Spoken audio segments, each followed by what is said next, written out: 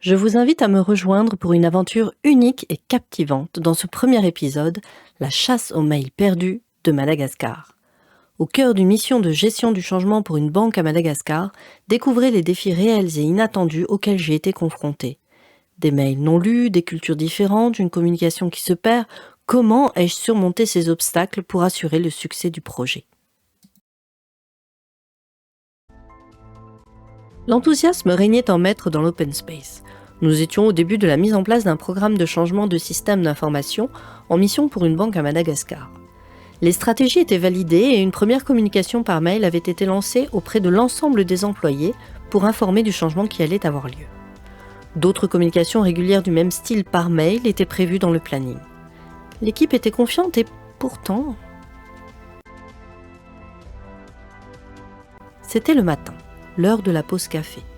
J'étais avec 2 collègues de la conduite du changement à attendre l'ascenseur. 2 employés qui ont été mobilisés pour plusieurs mois pour le programme arrivent et on en profite. « Bonjour, comment allez-vous ? » ?»« Ça va, Madame Ariane, merci. » Il faut dire que le peuple malgache est toujours très positif et vous dira toujours oui à tout. Je creuse. « Avez-vous vu le mail de communication sur le programme de changement de système d'information ? » ?»« Le mail ? Quel mail ? » Celui qui présente pour la première fois à l'ensemble des employés le programme pour lequel on mobilise une 40aine de personnes pendant près d'1 an. Vous l'avez reçu hier matin, normalement. Vraiment, je ne vois pas de quoi vous parlez. Interloqué, on se dit qu'on est tombé sur les 2 seules personnes du programme qui n'ont pas eu le temps de voir leur mail. Mais notre pause café nous fait nous interroger sur la visibilité de la communication. Dès lors, on pose la question à chaque employé que l'on croise. La réponse reste la même. Pas vu. Là, la panique commence à s'emparer de moi, même si en grande professionnelle, je ne laisse rien transparaître. Je retourne au bureau avec l'équipe et on vérifie que le mail est bien parti. Oui, c'est bon. Alors qu'est-ce qui est bien arrivé ?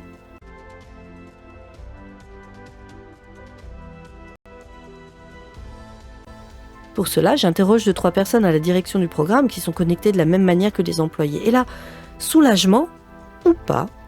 Oui, il est bien arrivé hier à 10h. Mais alors ? Que se passe-t-il ? Pourquoi les dizaines de personnes que nous avons interrogées n'ont rien vu ? Il fallait absolument résoudre ce mystère et vite, car cela mettait en péril l'efficacité des communications du programme.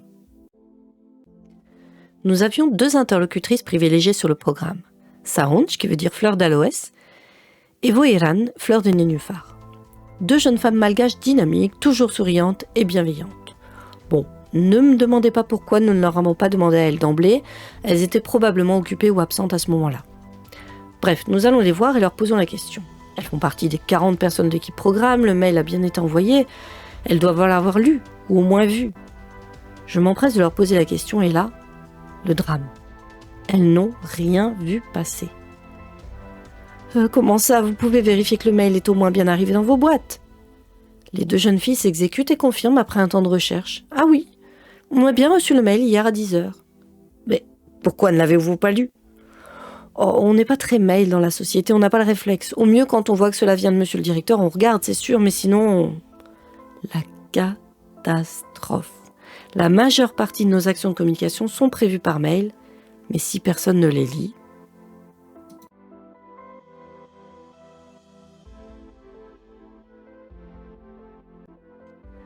Je suis confuse. Les idées s'en mêlent. Comment faire pour que les employés lisent les mails que nous leur envoyons ? Après réflexion, je conclus qu'il est compliqué de changer les habitudes des collaborateurs. Ce serait mener un projet dans un projet et le temps nous manque vraiment. J'échange avec mon équipe et après conciliabule, nous parvenons à une solution éventuelle. Nous retournons voir les 2 jeunes filles, Saonj et Voilan. Que pensez-vous de transformer le mail sous un format un peu plus ludique et de l'afficher près des ascenseurs ? Ah, c'est une idée intéressante, dit Saonj. On peut essayer. Ouf, nous avons une solution. Bon, il est vrai que sa réponse ne transpire pas la conviction, mais je mets ça sur le compte de la timidité. Et puis, on ne pourra afficher qu'à certains niveaux du siège, à la discrétion des clients qui ne doivent pas être mis au courant dans l'immédiat des changements qui auront lieu d'ici 1 an. Mais ça permettra de débloquer un peu la situation avant de trouver d'autres orientations. Quoi qu'il arrive, il faut faire bouger les choses. Je passe un peu de temps avec mon équipe à adapter et à mettre en forme le document. De belles couleurs à l'effigie de la banque, des textes mis en valeur avec des titres percutants, on imprime et hop, on colle près des ascenseurs. Content d'avoir trouvé la solution, nous décidons d'attendre une journée avant de questionner à nouveau le personnel sur l'impact de cet affichage. Le jour J arrive et là encore, avec mon équipe répartie aux différents étages du siège social, nous stationnons près de l'ascenseur et nous observons. Là, les personnes s'arrêtent devant l'affiche, mais l'arrêt est rapide. Pas de lecture a priori. Pour moi, Ariane, c'est un échec cuisant. Je prends mon courage à deux mains. Oui, toujours difficile de se remettre en question et d'avouer en face qu'on a pu se tromper. Et une fois que les gens passent l'affiche, je me présente et leur demande. Comment trouvez-vous cette affiche ? Jolie. Et qu'avez-vous retenu de cette affiche ? Et là, les bras m'en tombent. Oui, ils se remettent à regarder l'affiche et répètent juste le titre. Lancement de... Mais, vous ne lisez pas la suite pour comprendre de quoi il s'agit ? Et là, l'ensemble des personnes interrogées ne me répondent pas directement non, car ce n'est pas dans leur culture. Elles se contentent de me dire qu'elles n'ont pas le temps. Dur de trouver la faille là encore. Mais heureusement pour nous, nous avons rencontré des personnes qui nous ont avoué un élément clé. Les Malgaches parlent français, mais ne lisent pas le français. Qu'est-ce que ça veut dire ? En d'autres termes, à Madagascar, vous rencontrerez beaucoup de personnes qui parlent des dialectes, mais également le français de par l'histoire du pays, mais très peu le lisent, même si nous sommes dans une banque. Nous comprenons alors que les échanges officiels de la direction se font en français et les collaborateurs vont prendre le temps de lire, mais en dehors, l'effort n'est pas fourni et ils préfèrent échanger en malgache. Une veine pour nous qui ne parlons pas la langue et qui devons rester sur la langue française, langue officielle d'échange à la banque. Je suis dépitée. J'ai enfin compris que les envois de mails ne seront pas la solution optimale à intégrer dans le plan de communication et surtout pourquoi. Mais que faire alors ? Faut bien communiquer.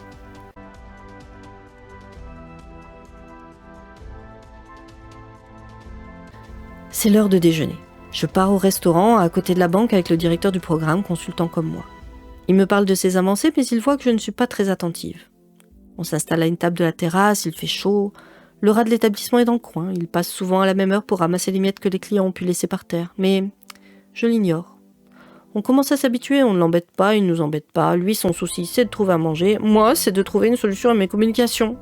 « Tu as l'air préoccupé », me demande Youssef. Il me connaît bien, on a déjà fait plusieurs projets ensemble.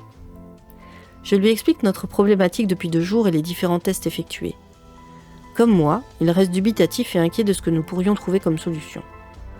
Soudain, dans l'élan de notre conversation, je lui dis énervé « Je ne vais tout de même pas réaliser une bande dessinée !»« Mais si, c'est une super idée !» me dit-il.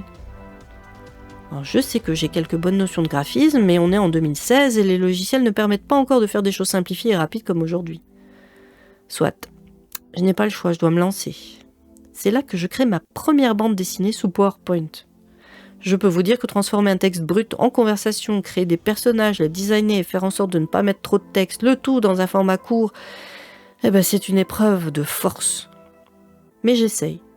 On sollicite également nos 2 fleurs, nos 2 amis, pour trouver un titre à la bande dessinée qui parle à tout le monde.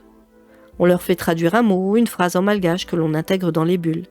On imprime, on affiche, on observe, et là, victoire! Les gens s'arrêtent et regardent les images et prennent le temps de lire avec plus d'attention. Bingo, on avait trouvé la formule idéale pour la population cible. Enfin, pour une partie de la population cible. Car n'oublions pas qu'au départ, ce mail est prévu pour l'ensemble des collaborateurs de la banque et que l'affichage ne permet que de cibler une partie des populations du siège. Alors que faire des employés des agences qui couvrent Madagascar, quasi la même superficie que la France ?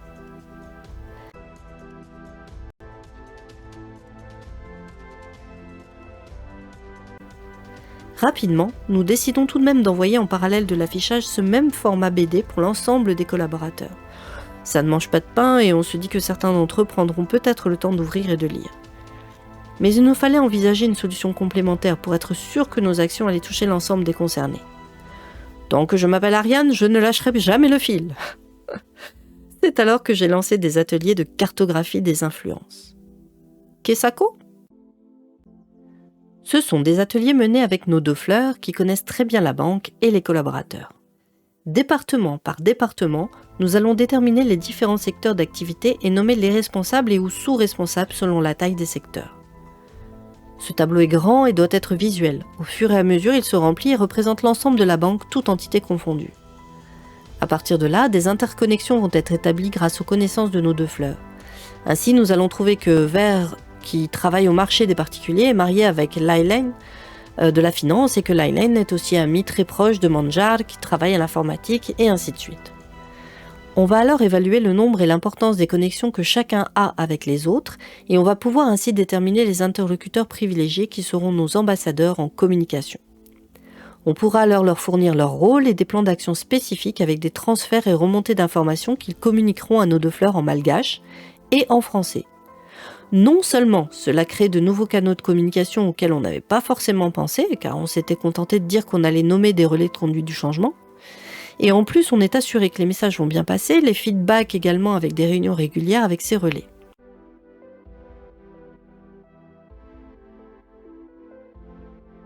En résumé, cette expérience, au-delà de la gestion d'une communication délicate, met en lumière l'importance de la flexibilité, de l'adaptation culturelle et de la créativité dans la gestion du changement, ainsi que la nécessité d'impliquer activement les employés de manière adaptée à leur contexte et à leurs habitudes.